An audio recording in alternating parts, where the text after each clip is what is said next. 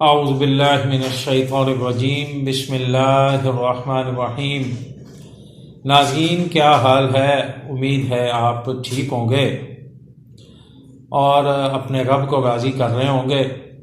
ناظرین، یہ چہرے کے حوالے سے جو چہرے کے اوپر چھائیاں، داغ دھبے، پھنسیاں نکل آتی ہیں بلوغت کے بعد، ان کو ختم کرنے کے لیے میں نے پچھلی ویڈیو کے اندر آپ کو چہرے پر لگانے کے حوالے سے ایک کریم بتائی تھی، تو امید ہے آپ نے اس کریم کو استعمال کیا ہوگا۔ اور اس ویڈیو میں نے آپ سے وعدہ کیا تھا کہ میں آپ کو کھانے کے لیے بھی ایک نسخہ بتاؤں گا، تو آپ وہ نسخہ بھی سن لیں۔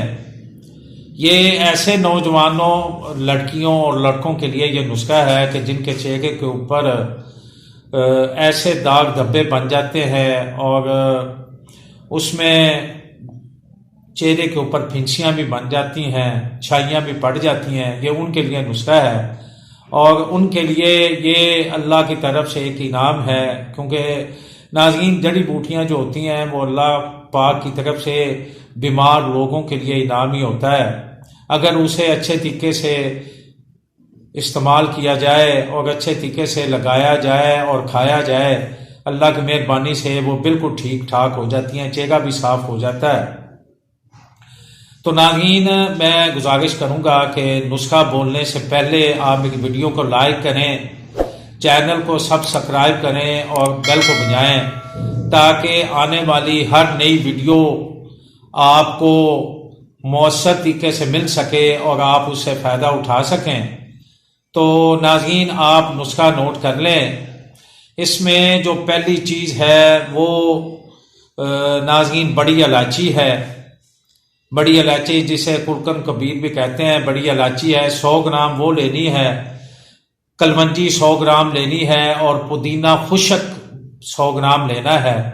اگر آپ خود پودینہ لے کے اسے اچھے طریقے سے اسے صاف کنکر پتھر نکال کے صاف کر لیں تو وہ بہت مؤثر ہوگا، اور کلونجی کو بھی صاف کر لیں۔ اس میں جو کلونجی کے علاوہ جو چیزیں ہوتی ہیں وہ اس میں سے نکال دیں، پتھر وغیرہ نکال دیں۔ ناظرین، جو کلونجی ہوتی ہے وہ کالے رنگ کی ہوتی ہے، تو خم پیاز بھی کالے رنگ کا ہوتا ہے، لیکن یہ تھوڑی اس سے مختلف ہوتی ہے۔ یہ دل کی طرح ہوتی ہے، جیسے دل ہوتا ہے ویسے یہ کلونجی کی شیپ ہوتی ہے۔ یہ کلونجی اور یہ چیزیں لے کے اسے صاف ستھرا کر کے اسے صفوف بنا لیں، اور اسے صبح، دوپہر، شام آدھی چمچ سادہ پانی کے ساتھ لیں۔ انشاءاللہ اللہ کی مہربانی سے آپ کے چہرے کے داغ دھبے، جو مایوسی آپ کے چہرے پہ اور چھائی ہوئی ہے، انشاءاللہ وہ مایوسی بھی ٹھیک ہو جائے گی۔ اللہ پاک آپ کو صحت عطا کرے۔ اپنا خیال رکھیے گا۔ السلام علیکم ورحمۃ اللہ وبرکاتہ۔